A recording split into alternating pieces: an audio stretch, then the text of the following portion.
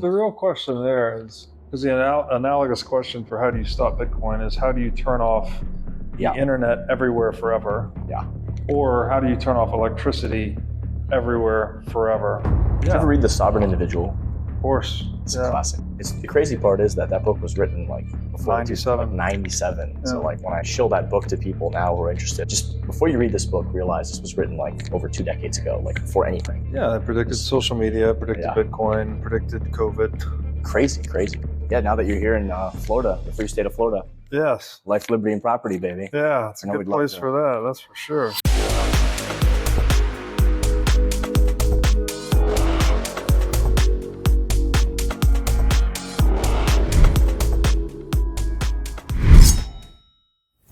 Everything in Bitcoin is correlated to the Bitcoin price, right? Isn't that including wild? The downloads of our show. Kind of crazy. Yeah.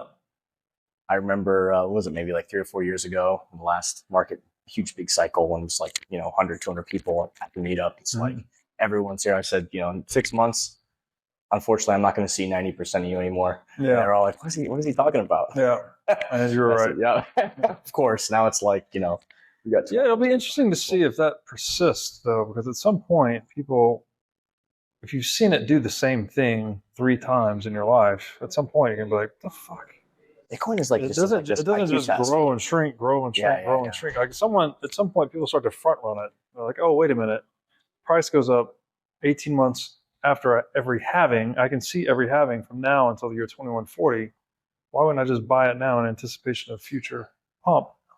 It's Bitcoin. At some point, it becomes a self-fulfilling prophecy. Yeah, I don't know when that is, but yeah, IQ test. Some people don't like that saying because it's offensive. Well, some people adopt it out of necessity, right? Like, some people adopted Bitcoin to buy weed on Silk Road, right? Would you call that like a high IQ activity? No. Necessarily.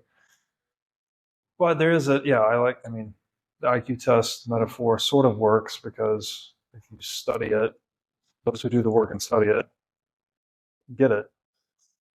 Those who do the work and study it all go one direction. Like no one seems to study it and come back out and never mind. Right. Change my mind about the Bitcoin shit. No one puts 20 hours in and says, oh no. I don't know if it's 20. I think it's more like 100 minimum till I get the first inkling. And then you get to that 1,000-hour mark and that's when you're like, okay.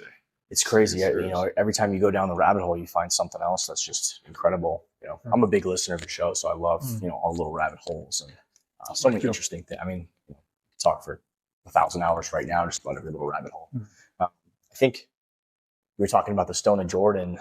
That's just like, it's so fascinating. I was reading Lynn Alden's book. That's what I heard. She put it in. She did put it in there. So she was talking about it. And it's funny because I never played Diablo 2, but I played other games and you watch the same dynamic play out where, these characteristics of money sort of appear in these virtual worlds. And over and over again, it's something that's portable, scarce, these characteristics. And the game I played, it was a Jewel of Bless. And, I was in this guild and there's a lot of people all over the world in the guild. And when it really like clicked for me was when this guy who was in our guild, he was from Venezuela. And, obviously the hyperinflation that was occurring there. He's like, hey, I'm leaving Venezuela. I'm coming to the US. He's like, guys, I need you guys to like buy all my, I'm going to buy a bunch of Jewels of Bless. And can you guys sell them to me? It was like, so this dude literally loaded up on these Jewels of Bless, bought thousands of them. And he stored his purchasing power and his life's energy in this like Korean game that came out in the early 2000s. And it's like, I watched this happen. And this guy's like, hey guys, like I'm taking my flight to the US. I'm leaving. Like I'm buying Bless. Like that's just, on Telegram chat or whatever. And anybody want to sell, anybody want to give me a good deal in the guild before I go on Telegram and just buy a bunch of Bless. Very interesting dynamic to watch that play out in real time. And, for me, it was just like, oh my God, like, have you heard of Bitcoin? This was probably, almost a decade ago, but just fascinating. So that activity just plays out, in many different games. And it's kind of like that little microcosm of the market. Fascinating. Yeah. People naturally form markets and markets naturally generate money. Yeah. It's interesting to see happen. So I personally look up to you and Saylor and other philosophers in the space. Is there anybody that you look up to in the space aside from maybe like a Saylor? Oh man, In Bitcoin specifically? Bitcoin specifically, yeah. Obviously, Safety is the guy that really orange pilled me, really. Yeah. I mean, I was already on the Bitcoin track, but that was like, I connected the dots with Creature from Jekyll Island, and Bitcoin is the solution to central banking. Saylor as well brought a whole new angle on the conversation, talking about money as energy. Up until that point, I'd only really thought about money as time. Yeah. So that was a fresh, new kind of engineering physics perspective. Nick Szabo. There's been so many little obscure pieces that were written about Bitcoin. Proof of work as a decentralized clock. I used to like Nick Carter's work a lot too.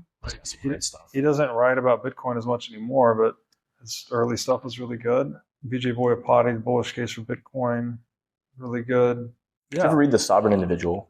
Of course. It's a classic. The crazy part is that book was written like before 97. 97. Yeah. So like when I show that book to people now who are interested in all sorts of stuff, it's like, just before you read this book, realize this was written like over 2 decades ago, like before anything. Yeah, it predicted social media, predicted Bitcoin, predicted COVID.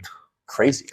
Hey, I'd love to hear your opinion on this, Robert. This whole Michael Saylor controversy, where one of the biggest ETFs was going to donate to open source developers, and Saylor told them if they did it, he would crush them. Let me see if I can rephrase this. Certain ETFs may be funding open source development, and there's a potential for controversy there because of, obviously who's paying you, in the same way that we question, big pharma and a lot of these other avenues where, they're giving them the carrot. They might want to see things a certain way.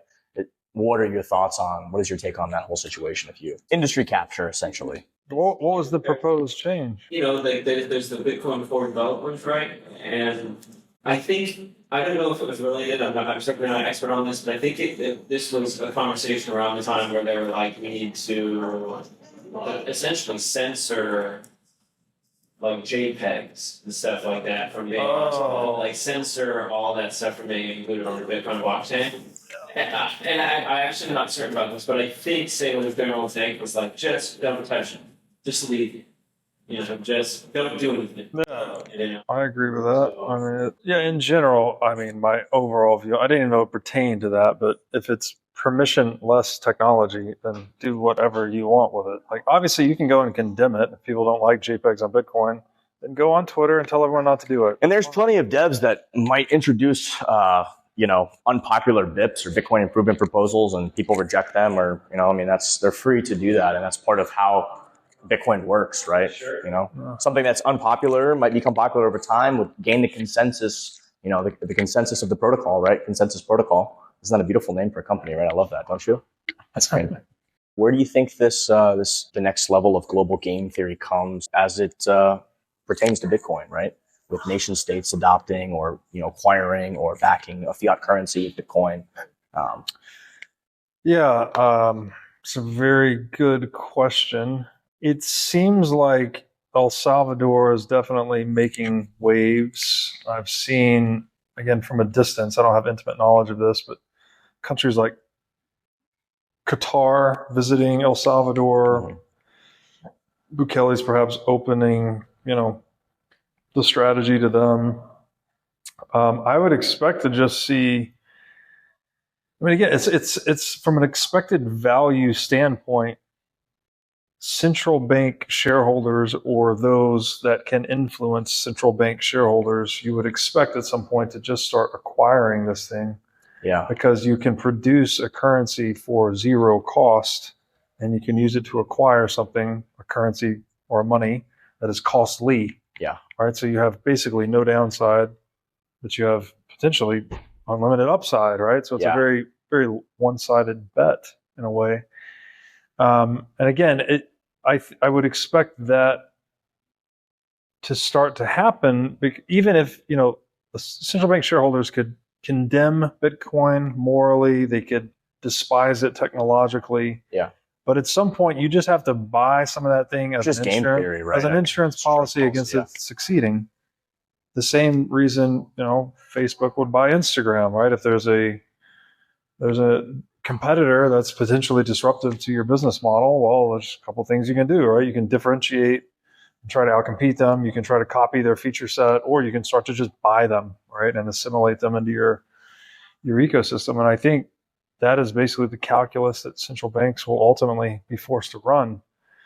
because there doesn't appear to be a way to stop Bitcoin unilaterally. And, the state is really good at cutting the head off of centralized snakes, but it doesn't know how to deal with decentralized organisms. And apparently Bitcoin is the most decentralized and secure computing network in history, so I don't think the state can do much about that by force. So ultimately, they'll just have to buy some of it as a means of insulating themselves from the disruptive potential of Bitcoin's monetization. So specifically, what does that mean? I don't know. I think they'll just start to acquire Bitcoin, and I think they're going to do it quietly, because it's also to your advantage to do it quietly. You would want to acquire this thing with freshly printed money, but not say anything about it. Absolutely. Because if you say anything about it, then you're triggering your game theory, and you're triggering Bitcoin price to run up, which is reducing your ability to accumulate your position. Mm-hmm. Now, there is an incentive if you've established your position, and say a kind of central bank is like, because, as real Bitcoiners, we never have enough, right? So no one has ever established their position. It's like, what's your position? More.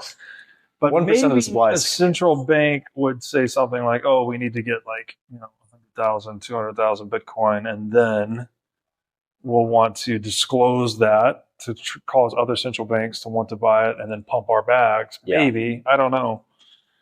But it seems inevitable to me that if you can produce something at no cost and use it to acquire something that is costly, that is an action that will be engaged in. Oh, yes. I mean, that is the action of central banking in general, right?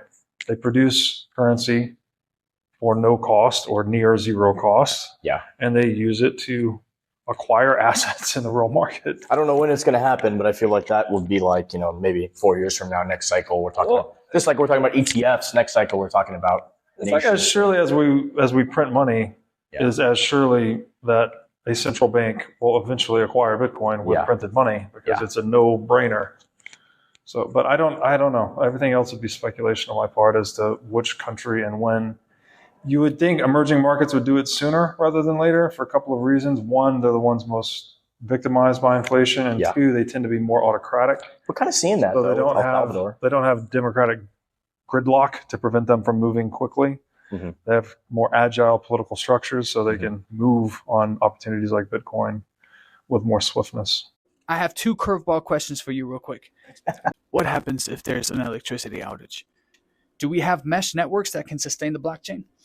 Second, if that's the case, can we have code mesh networks that don't require hot internet? And if so, can we onboard and orange pill the Amish? It's going to be the hardest orange pill in history. Well, one thing I've heard about the Amish is they don't just adopt technologies willy-nilly. They actually take an ethical view on it, and they say, is this going to be good for us in the long run? Which is interesting. Sounds kind of like an impediment on free market process, but maybe there's some role for that in small communities, right? You decide. That's social media, right? Social media has been wildly successful in the marketplace, obviously, but I mean, there's a lot of arguments. People say, oh, no, it's addictive. It's not good for you. It's giving people inferiority complexes. Maybe the Amish would decide, hey, we don't need that shit in our town. So, yeah, it'd be interesting to hear their assessment of Bitcoin. I would love to see one on your show.